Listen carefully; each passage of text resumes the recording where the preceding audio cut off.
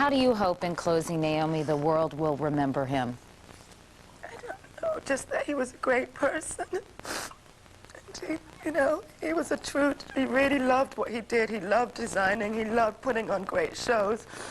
He loved treating people generously, and he loved being happy and wanting people around him to be happy.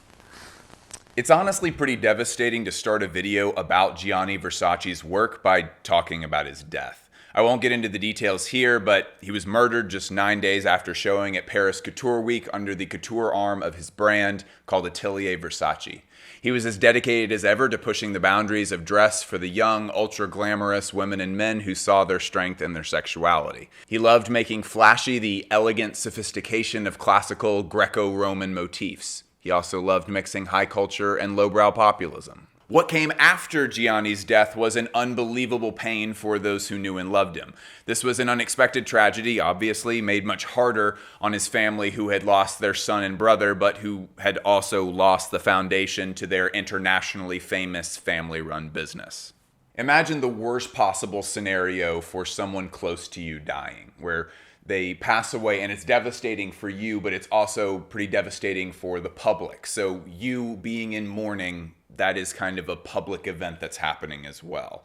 And worst part of it being that you were in conflict with that person months before they passed away.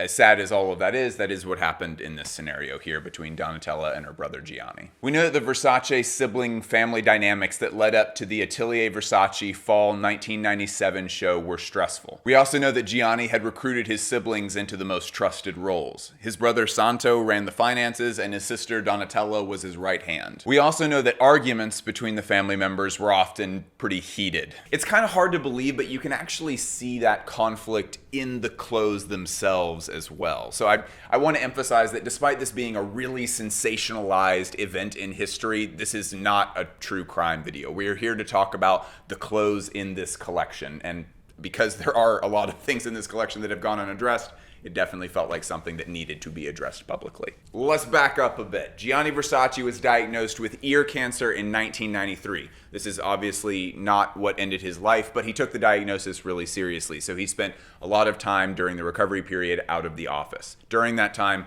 Donatella was the one taking over most of the creative responsibilities. The discourse around this period of Versace's history is that Donatella was being groomed to take over. We know that she was largely responsible for the collections for a couple of years. She would consult her brother, but was gaining a lot of confidence in her own vision. But then, thankfully, Gianni got better. And returning back to work, figuring out how to negotiate the creative differences between the two of them, the boss and the heir, that became very difficult. Both people have separately in interviews spoken about that being a very difficult time in the business. That is super sad. I do not like turning that into like fun entertainment time. So by default, here is your reminder to go tell people that you love that you do in fact love them. But this Atelier Versace show, which was Gianni's last, fall-winter 1997, it was so distinctive in its clothing offering that we couldn't not talk about this story. So here's that story. Also, holy shit, if you like learning about fashion, you're in the right place. We have now literally hundreds of videos where we dive into runway shows in a really deep and nuanced way. If you haven't subscribed, you should subscribe. If you derive value from this channel, you should support us on Patreon and reflect the value that we give you in that Patreon. Exclusive videos, early access to videos, the private Discord, the works. Back to it. There was a lot of tension between Gianni and Donatella, and that tension showed itself in the collection. Let's find out how. First through shoulders. Another magazine cued us into the fact that McQueen's Givenchy Fall 97 Ready to Wear show had also brought back these sharp, very defined shoulders in a very ironic way. And there was a slight irony in the shoulder in this season here too.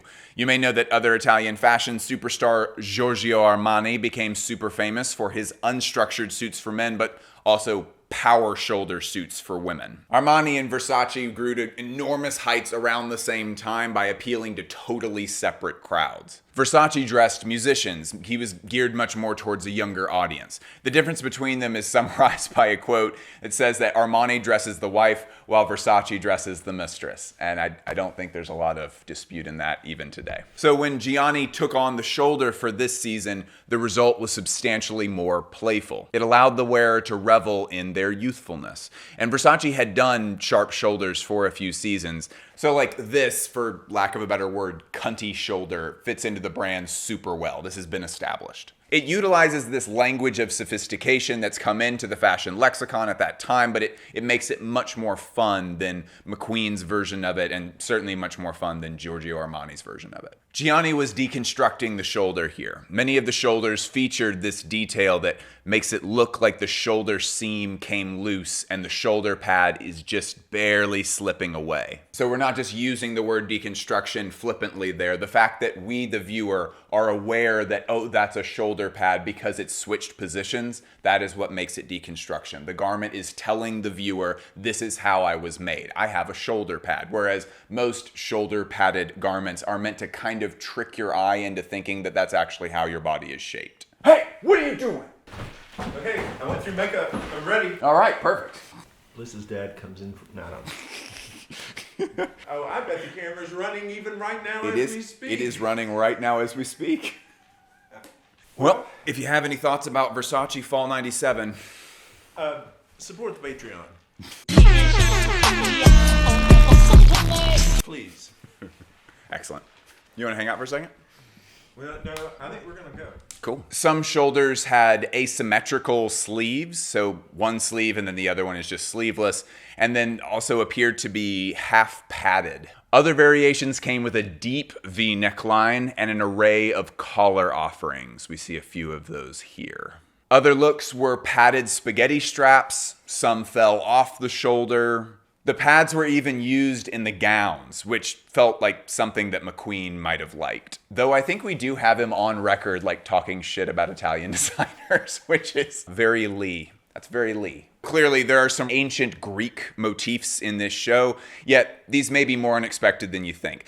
For a brand that's big on Greco-Roman motifs, this is one of the only times where you can actually see that reflected in the silhouette. Usually you see that in the embroidery and the beading and the famous Barocco pattern, which is a combination of the words Baroque and Rococo. We also have this Greek decorative motif that is, I didn't realize this before this episode, this is called the meander. This is obviously used in their logo and in a lot of different Versace trim in their looks. And this season, you can clearly see these toga-like Grecian gowns, what I believe is likely a contribution from Donatella.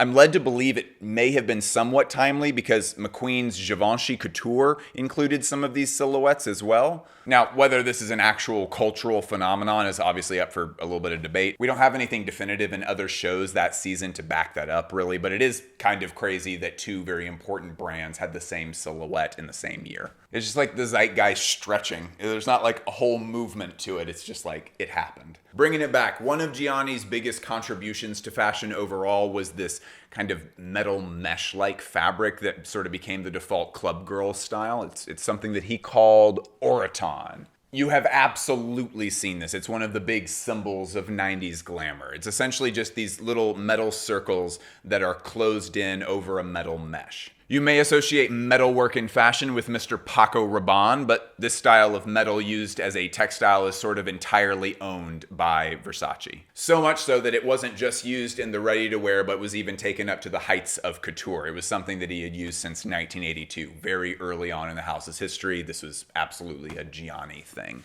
Meanwhile, Donatella was taking the brand in a very different direction. And I do want to make a quick note of this, that we're not making any kind of value assessment about whose designs are good and whose is bad. It's kind of complicated when you're talking about a situation where Donatella, who is still alive, and Gianni, who was assassinated in this terrible way, both of their voices are present in this runway show, but we're not saying that like, oh, sneaky Donatella was coming in and ruining everything. There are two separate visions in this runway show that give it a lack of cohesion. There is not a single great vision for this. It is two people who were not coming to an agreement about what they wanted this runway show to be. Way back in 1995, Donatella accompanied her brother out at the end of a Versace show, highlighting the influence that Donatella had achieved in terms of the design for the brand. She had actually been designing the Versace diffusion line since its conception. And while Donatella was not walking out at the end of Gianni Versace's mainline shows, the years in which Gianni was dealing with his ear cancer were some of the most profitable for the company to date. And according to the Times, Donatella was being talked about as the co-designer for the eponymous brand. She was helping design and was also merchandising store product and fragrances. But Donatella's creative contributions appear more as hard edge and I guess like a grungier take on the Versace aesthetic. Like the dark, intense eye makeup for this show has been said to be Donatella's decision. It's a dramatically different style of makeup than had been seen in previous Versace shows. We can feel really confident that this was a contribution of Donatella's because it's a makeup motif that it's not a motif, it's a theme. It is a dominant makeup theme that she still uses even today. This was very much the heroin chic era of fashion, and Donatella wanted to lean into that aesthetic. She probably rightly saw that that's where the zeitgeist was unfortunately going. Boy, I'm glad we're not in that era anymore. In case you are brand new to this channel, most couture shows end in a bridal look. It's kind of the final proposal of the designer for shows like that. The only things that are really like set in stone about runway shows is that most of them have the really artsy look as the first look. That's kind of the one that's going to be remembered for the show. The second one is supposed to be the marketable stuff, the things that the buyers are going to be interested in. And then, at least in the case of couture, usually they end in a bridal look. So Donatella wanted the final look, that bridal look, to be on a newcomer model, someone named Karen Elson. And we actually have photos of Karen trying on the dress to be fitted for it. But because of Karen's like heroin chicness, there was a dispute between Donatella and Gianni about who should actually wear that look, and Gianni won out, and that is why in the end of the show we see Naomi Campbell wearing the bridal look instead. And for how little we talk about models on this channel, it is important to note that the idea of the supermodel, we have Versace to thank for that. That brand, in conjunction with Anna Wintour's decision to unite fashion with pop culture and celebrity culture, sort of propelled the supermodel idea into existence. And boy, this show is full of them. Karen Elson ended up wearing what I assume is the creative contributions that Donatella made for this show, the Grecian gowns. And you can see that there's a clear divide between the effortless, these flowing looks, and then the sharper shoulder looks. Even if they are more playful, there definitely is a contrast between them and these gowns. We also have a pretty big contrast between these padded strap looks and then all these looks with Byzantine crosses in them. It's two different interpretations of what I would characterize as intensity. Two different interpretations of intensity. Donatella found that intensity in the makeup and kind of a heroin chic model selection and these strapless leather dresses that are covered in graphics. For Gianni, that intensity came in the more colorful looks, those that were more in line with a traditional glamorous idea, but utilizing those religious symbols to kind of create this intense undertone to everything. And speaking of religious symbolism, we need to examine the Byzantine cross.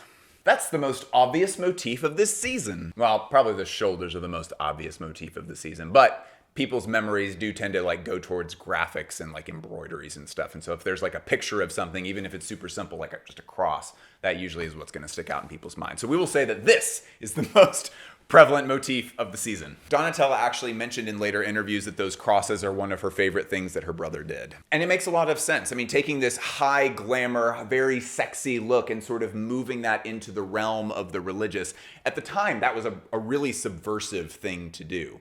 And if Byzantine motifs show us anything, if they're meant to communicate one thing, it is that God is meant to be feared.